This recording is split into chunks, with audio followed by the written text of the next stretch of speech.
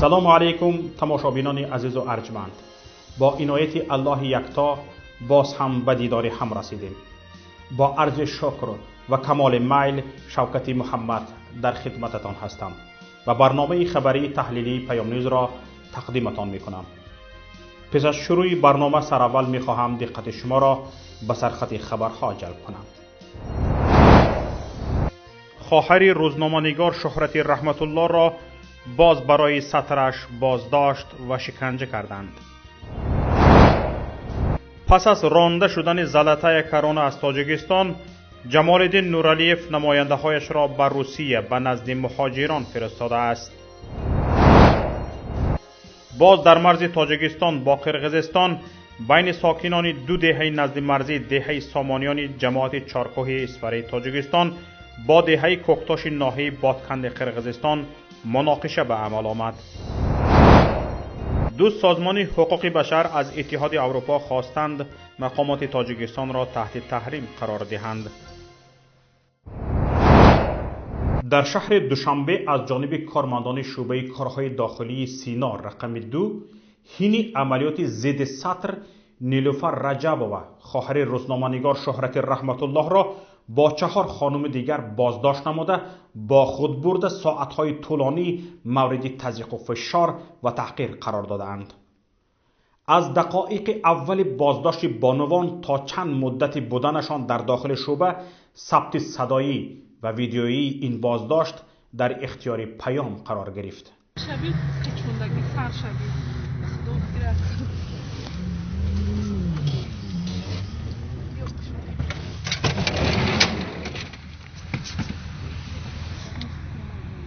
در دقایق اول بازداشت که در کوچه ثبت شده است، یک زن که بعدتر خود را مدیر شعبه کار با زنان و عائله معرفی میکند اما معلوم نیست کدام ناحیه، به بازداشت شده میگوید که ما گروهی کاری عاید به فرهنگ بیگانه هستیم. اینجا شنید ما شتاب داریم، به شما کمی صحبت میکنیم. حالا توجه کنید به سوال جواب نیلوفر رجبووا با کارمندان مقامات. ما دینامیک گروه کاری عاید فرهنگ بیگانه فرستادیم. یا دفعه قصدم هم صحبت میشه. اینجا داشتیم اونا هستای ما شتاب داریم. بیا. نام جواب زنیم. برای ممکن است تاکید کارمند ارگان تفتیش کردن. فامیل تو نیا بردیگه. عبدالله ورانو هایدارانا مدیر شعبه کار بزنن و اویلا. خواجه نمیاد. یادم چیزم میپرسم نمیدونم با دکتر اکش کردم با چک خاطر. چیزی نمی‌کنم. عقیدت داریم به ازشون. چی میشن بریم اونجا؟ یا فهم سینو بری؟ های نمیتونم. حدیه یا مخیم؟ مقامات چی که مراقب ده برده استین؟ نفهمیدم. مقامات چی مراقب ده برده استین؟ ما از کویتای زنان ما حکومت نوحیه ای گوسپتال ای امسشو ای مکتب و معارف ای همه سوها هستیم ما در گروه کاری مونده. با کدام خاطر مراقب ده برده استین؟ تقلید به فرهنگ بیگانه. کار دست فرقت ولی لباسی خونگی مایدمش لباس خاص شما خوب دارن که با دماش لباس مراقبین، باید که با لباسای ملیتزگی باشه. ملیتزگی ما ملیتان نیستیم، ما کارمند حکومت هستیم. ما دستوره نداریم، ما دستوره وجود هست. در سر قانون آمدگیه که سطر ممکن نیست. در مورد 14 قانون او سر قانون در هر ایمیلی چی کار آوردن شد. میدونی که 10 ماده و 100 داره. اینجا در همچون اساس هم میورن. و در زیر ساختار نمو کنستیتوسیا خودش کودکسا میشود، قانونا میشود، سندا و فرمانا میشود. همه چی را در او آوردن ممکن نیست. شما را کی گفته که راگزارا قبل مثال فرمان کیه که قبیده بره؟ دادر شما بگین که قانون که فرمان کیه؟ تنظیم از این همین قانون در اساس نمی رئیس کرسی و عمل خلقی قبول کرده کن. فرمان کیه است؟ فرمانی سپارشی پروتکلی حکومت جمهور است. قرار رئیس شهر است در اساس این. پیام 2 مرتبه به شعبه وزارت کارهای داخلی سینا رقم 2 تماس گرفت، اما وقت پرسیدیم در کدام اساس 4 بانو را بازداشت کردند، گوش را خاموش کردند. شهرت رحمت الله به پیام گفت که که توانسته است با معاون سردار شعبه وزارت کارهای داخلی سینا رقم 2 استمزاده مشرف استمی تماس گیرد و با او صحبت کند. بله، هنگامی که خواهرچم را به شعبه وزارت کارهای داخلی در ناحیه سینا بردند، من زنگ زدم که الکی خواهرچم صدای شقشقی پا می آمد. البته دیگر معلوم بود که به کدام اداره رفته ایستادن و پرسیدم که حالت چی شد، چیکار کردین، چه وقت جواب میتین. گفته است که من در نزد معاون سرداری همین شعبه وزارت کارهای داخلی در ناحیه سینا هستم. نامش استمزاده مشرف استمی گفت که از اونجا صدای شاید همون خودی استمزاده بود که صدایش میبرامد. گفت که با کی داری حرف میزنی؟ اون گفت که اکم است و گوشی رو یک صدای خش میامد از تلفنی هوشمند و گوشی رو گرفت و گفت کی هستی؟ گفتم من خود رو معرفی کردم، گفتم شورت رحمت الله هستم، در کدام اساس خواهرچه ما رو بازداشت کردی؟ تو گوشی رو قطع کرد. پس اون دوباره زنگ زدم، گوشی رو نبرداشتن. خیلی نگران شدم، راستی گپ نوشتم پاسخ نداد. دیگر از نگرانی در حدود 3 یا 4 مرتبه با در حدود 30 ثانیه 3-4 مرتبه پیامی صدایی فرستادم و به همین منوال که چرا شما تلفنی خواهرچم رو گرفتید، چرا شما خواهرچم رو بازداشت کردید، مگر فرمان پیشوا و حکومت جمهوری و به خصوص که خودشان میگویند فرمان رئیس شهر است، مگر از ماده سرقانون جمهوری تاجیکستان بالا می ایستد؟ مگر این فرمان برای خودی زیرساختارهایش نیست، به خودی همون نماینده های حکومت نیست و همون به آنهایی که مثلا واردی بینای حکومتی می شوند نیست؟ نخود فرمای پیشوایتان تا این حد بالا باشد که سرقانون زیر سوال می ماند. با همین منوال پیامی صدایی فرستادم، دیگر پاسخی نشد و تلاش کردم دوباره زنگ زنم که دیگر پاسخی نیست. پس آن از خودی سامانه همین شعبه وزارت کارهای داخلی در ناحیه سینا 2 رقمی نوبتدار می ایستاد که از اونجا شماره رو برشمردم و زنگ زدم. نوبتدار برداشت، خود را گفت کی هستی؟ گفتم خود را معرفی کردم با همون سوال که خواهرچه ما رو بازداشت کرده، در کدام اساس گوشی رو قطع کردن. پس آن باز دوباره زنگ زدم، دیگر گوشی رو نگرفتن. تقریبا از میان 3-4 ساعت گذشت که از تلفن خواهرچه‌ام نوشتار پیامک اومد.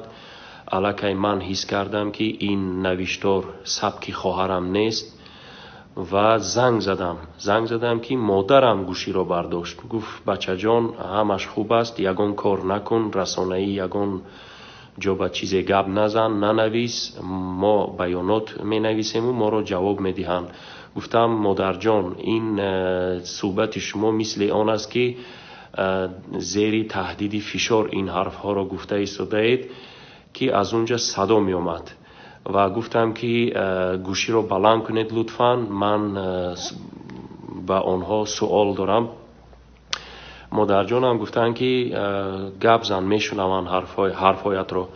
منم شروع کردم به همون سوال هایی که قبلا در پیامی صدایی داده بودم، با همون سوال ها شروع کردم که اون من حالا دقیق گفته نمیدونم که شاید صدای خودی استمزاده بود.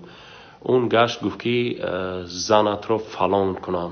از همین قبیل الفاظی قبیح دشنام دیگر نتوانستم با آنها تماس گیرم و بازم پیام فرستادم صدایی که اگر خواهری مرا جواب ندهید همراهی مادرم، من دیگر به تمامی رسانه ها چی داخلی چی بیرونی این قضیه را حتما رسانه‌ای خواهم کرد.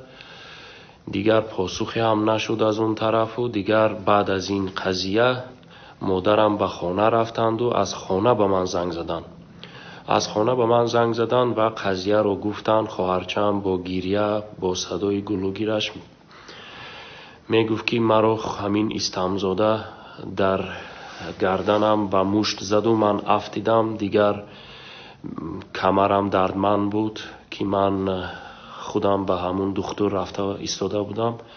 با پیام میسر شد معلوم کند ماشینی که بانوان را دستگیر کرده توسط آن به شعبه انتقال داده اند به یک شهروند عادی تعلق داشته. او را هم مجبور کرده اند به آنها بی پول و از حساب سوزشواری خودش خدمت کند. با سببهای معلوم نام و نسب راننده ذکر نمی شود. از مقامات به مادر نیلوفر زنگ زده گفتند که شناسنامه‌اش را همراهش گرفته به شعبه آید و نیلوفر را گرفته برد. طبق گفته مادر نیلوفر او باید بنابر درد سخت کمرش به بیمارخانه می رفت که در راه بازداشت کرده اند. در همین حال رحمت الله زایروف رئیس حزب سوسیال دموکراتی تاجیکستان با نشر مکتوب سرکشاده به عنوان وزیر کارهای داخلی تاجیکستان و سردار شعبه وزارت کارهای داخلی سینا 2 بازداشت نیلوفر رجبووا خواهر روزنامه‌نگار شهرت رحمت الله و دختر محبوس سیاسی رحمت الله رجب را شدیداً محکوم کرده است. زایروف بازداشت رجبووا را بی اساس و غیر قانونی نامیده نوشته است: انتخاب پوشیدن لباس حقوق شخصی مشخص است. این از کنستیتوسیون و قانونهای جمهوری تاجیکستان و معیارهای حقوق بین المللی برمی آید. این حقوق شخصی انسان است. به این دختر با نام نیلوفر نسبی رجبووا نگرید. این دختر و مادر او روز شنبه تقریبا ساعت 12 به اساس از جانب کارمندان پلیس ناحیه سینا 2 بازداشت شدند. 5 ساعت در بازداشت داشته شده موافق خواسته‌شان مسخره کردند با بهانه آن که وی لباس اسلامی پوشیده است. پس معلوم می شود که این خواهر و مادر شهرت رحمت الله است. کارمندان وزارت کارهای داخلی آنها را با تمام امکانات امکانپذیر به تحقیر مبتلا کردند. جناب وزیر، چی در ساختارهای وزارت کارهای داخلی جمهوری تاجیکستان ولایت قانون همین گونه مقرر شده است؟ اگر شما جناب وزیر بر ضد برادر این دختر دعوا داشته باشید، لطفاً دعوای خود را به برادرش پیشنهاد کنید و آنها برای برادر کلانسال پسر مستقل که عین حال از آنها دور زندگی میکنند جوابگر نیستند و موافق کدام قانونها آنها باید برای دیگران مسئول باشند و در عین زمان آنها با بهانه پوشیدن لباس اسلامی به سبب بازداشت میشوند. این اساس است؟ باز یک بار نگرید، این چهره زیبا و لباس موافق است و انتخاب پوشیدن لباس حقوق شخصی مشخص است. این از کنستیتوسیون و قانونهای جمهوری تاجیکستان و معیارهای حقوقی بین المللی برمی آید. این حقوق شخصی انسان است. ما از زنان تاجیک چی طلب میکنیم؟ تا آنها لباسهای یخیله داشته باشند، در دست لختکبازها لختک شوند؟ پس شخصیت انسان به کجا خواهد رفت؟ حالا نوار مراجعه نیلوفر رجبووا که دسترسی پیام شده است پارچه از آن را اینجا میگذاریم. هر یک نفری که در بدنش ذره نمی هست و خون در جسمش میدود این سخنها را شنیده مراقب بدنش میدمد.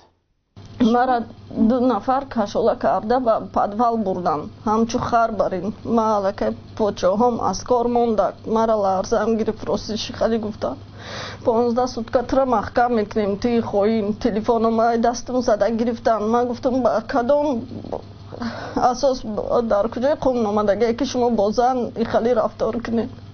اساس در کجای قوم نامدگی که شما با زن خیلی رفتار کنید؟ که گفتم تو زن نیستی، تو خدا زده ای، تو اخواگری. گرفتم میگه چی پلا نزده ایره دروغه کرده سپیکتاکل کرده ستی.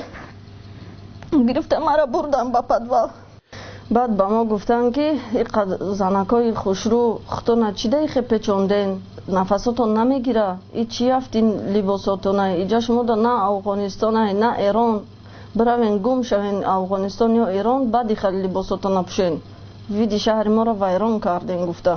мо отчет меспорем ки чанд нафар кашидем сатрошона ба ҳама расид ба ман надодан гуфтан ки тамом шуд бас каштам ҳамчу ҳайвон бурда кашола карда бурдан овардан айс бозпурсӣ мекунан ис бозпурсӣ мекунан баъдан вақте ки модарам омад 3:30 соати дига модарма бозпурсӣ кардан модарам гуфт ки ҷавоб тиен дер шид кӯдако дар хонан кӯдакои касаланд духтарам дар таи борон ҷола ҳавои сард истодагиай гуфтан ҳет фикри духтар танаку духтар дар подвал ҳама ҳашараш кардестай ҳама гуфт ҳашараш кардестай гирифта дар ҳамин баёното имзо монен имзо ки монден баъдан ҷавобтон метим дар ӯ баёнот моддаи 305-315 буд хай шуморам агар мисол модару вай дошта бошен состоянии мара бидонен ки ма чӣ хел шидам ма ба овози баланд гуфтам ки зад худозада гуфтам касе зади гуфтам дастакот чӣ кана ки баъд и духтари ман нишон дод ҳамура нишон дод ӯ гуфт ки ман назадам ма гуфтам ту зада бошӣ илоҳи накам дастакот чӣ кана гуфтам овозон маҳкам шид ҳукуматдорони худфурӯхта шумо кай ошкоро бидуни мунофиқӣ اعلام میکنید که با دین و دیانت مسلمانان و مقدساتشان دشمنی دارید فرمان خواجه هایتان را به اجرا میرسانید و به ریشه خود تبر میزنید وگرنه بیگانه پرستی یعنی چی؟ در کشور دموکراتی شما حکومت فاشیستی ساختنید؟ کشوری که خودش را حقوق بنیاد اعلام کرده است در داخل شهروندانش مگر خودی و بیگانه دارد؟ مثل این خواهر بانوان با روسری و با عفت و لباسشان تاجیکانه جوابگو به طلبات اسلام اگر بیگانه باشد خودی های شما کی هایند؟ همین اصول و رفتار مناسبت مگر مناسبت سکند خند ها و تاسرها نیست؟ اگر روسری همین خواهر برایتان بیگانه باشد این معنای آن را دارد که شما خودتان به تاجیکیت و مسلمانی بیگانه هستید شما خودتان به قبر گذشتگانتان تف کرده اید به مقدسات به فرهنگ و رسم آیین دین و اجدادتان تف کرده اید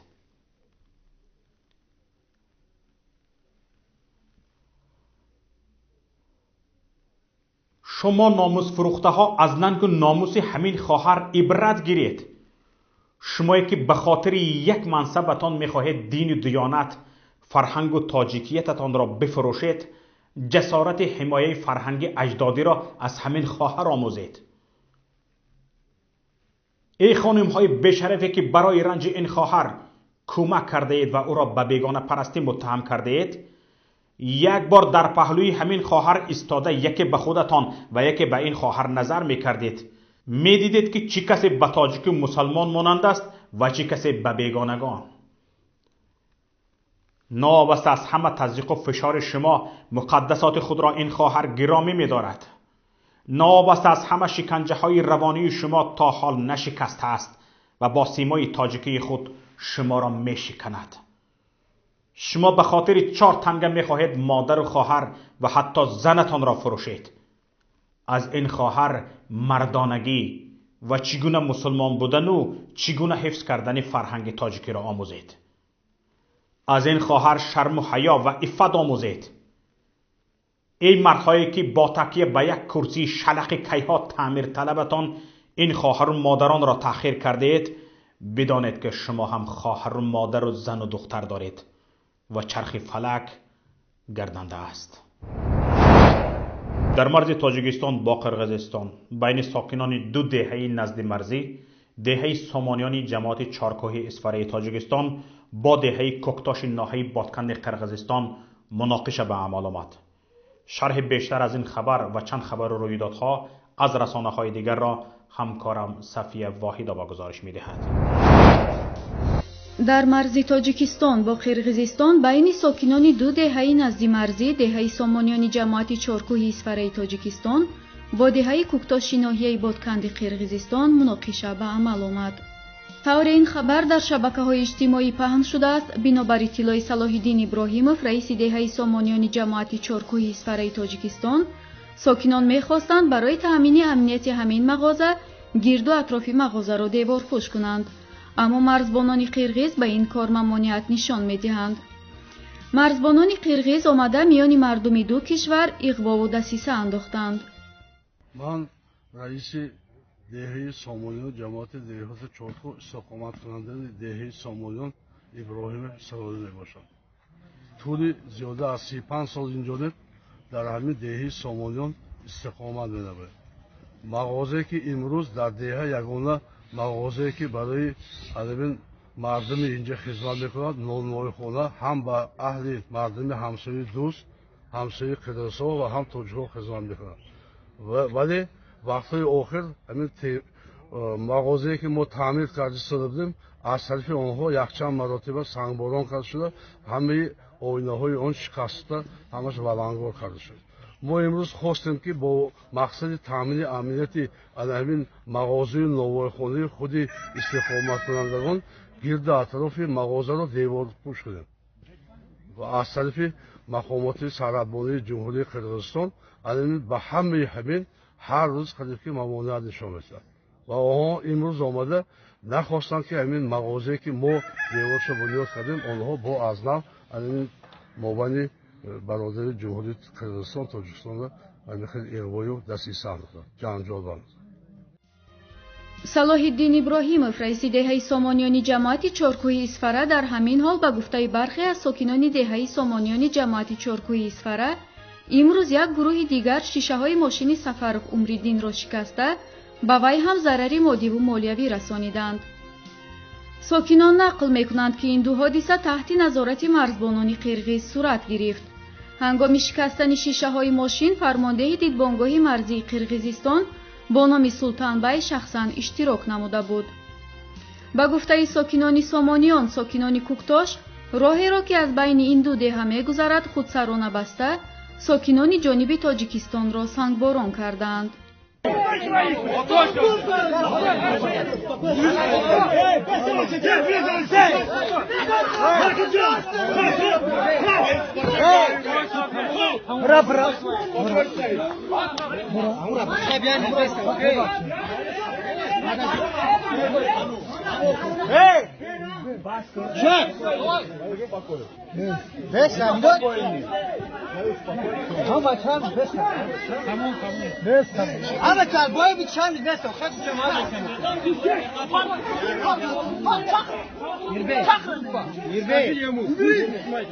در حال حاضر به جای حادثه فوراً نمایندگان مقامات دو ناحیه مرزی و نهادهای مرزبانی هر دو کشور آمدند و مذاکرات دوام دارد.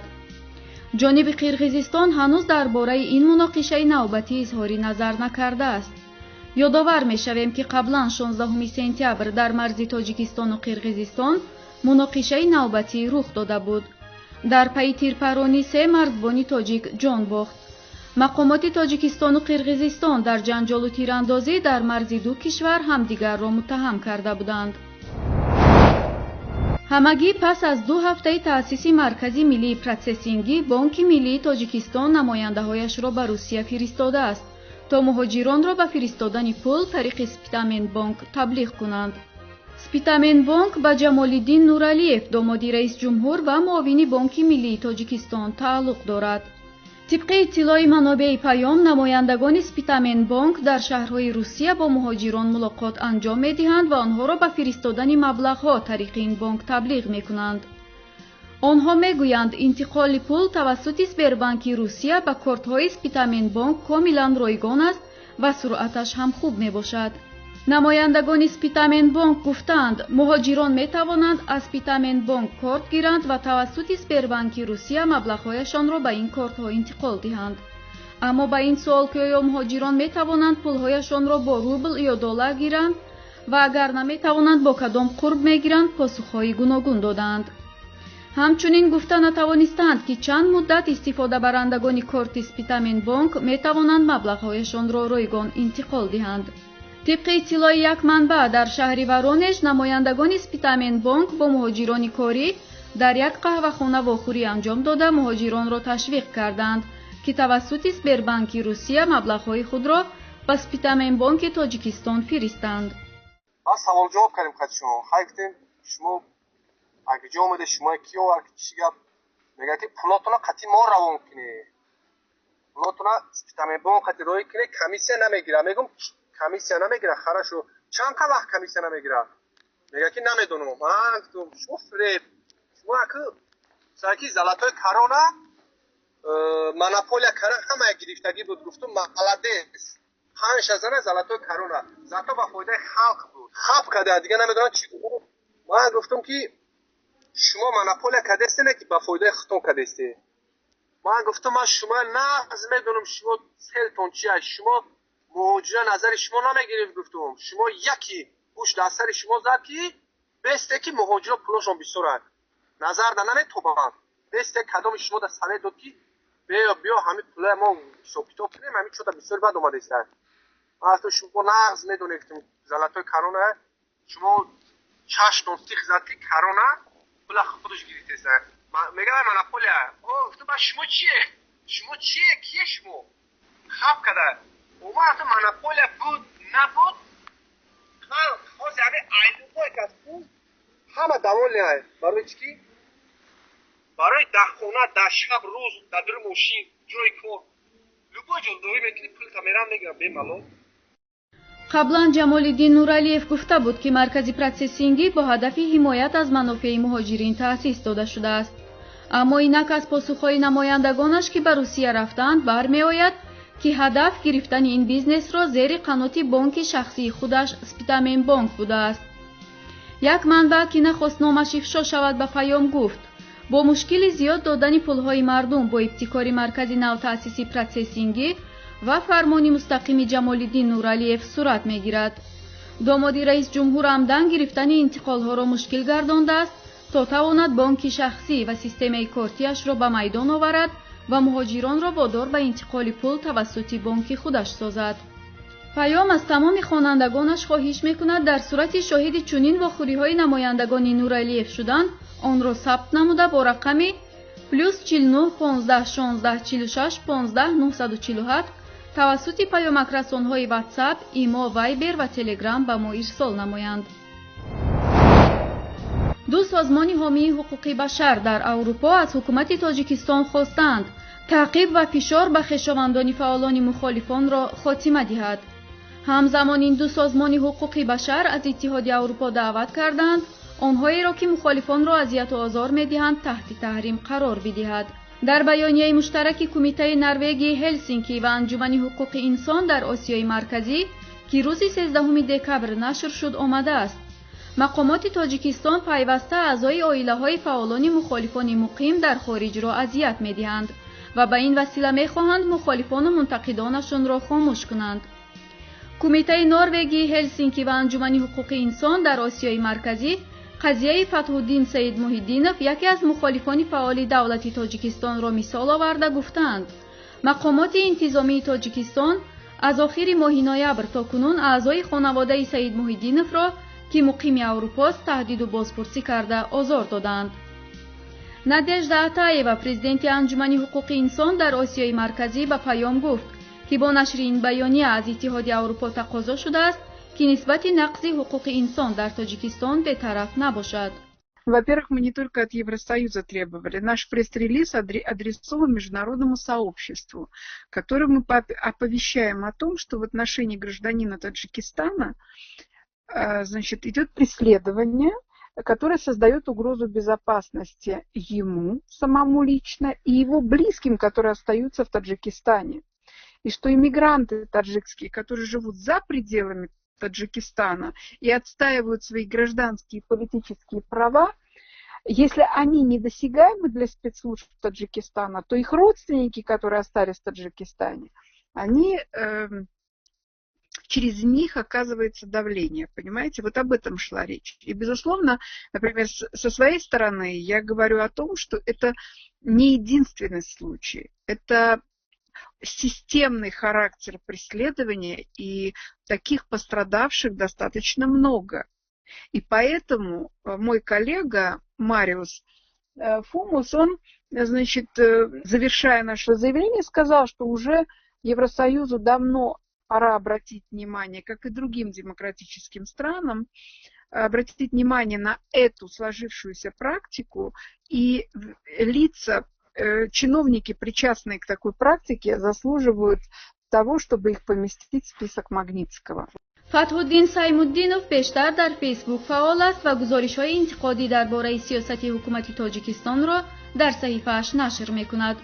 مقامات انتظامی و رسمی تاجیکستان این گونه بیانیه‌ها را احیاناً شرح می‌دهند و خود فعالان مخالفان را متهم کردند که از این راه می‌خواهند صدایشان را به مطبوعات و دایره‌های سیاسی در خارج برسانند. کسی از مقامات رسمی بیانیه را تا حال شرح نداده است.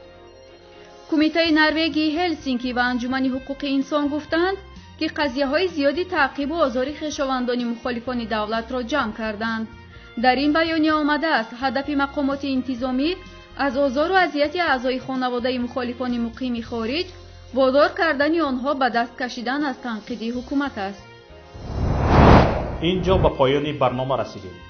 تماشابینان ارجمند، به شبکه ما آبونه شده از مهمترین مسئله های داغ روز و خبر و رویدادها با خبر شوید. پخش تکمه لایک و زنگوله را فراموش نکنید. خواهشمندیم هر رویداد یا حادثه ای را شاهد شدید لطفاً به نوار گیرید و ثبت آن را به رقم ما 49 15 16 46 15 947 توسط پیام رسان‌های واتساپ، وایبر، ایما یا تلگرام فرستید. برنامه‌های دیگری ما در شبکه‌های اجتماعی و پایگاه پیام نقطه نت قابل دریافت است. خیر تا روز دیگر. السلام علیکم و رحمت الله.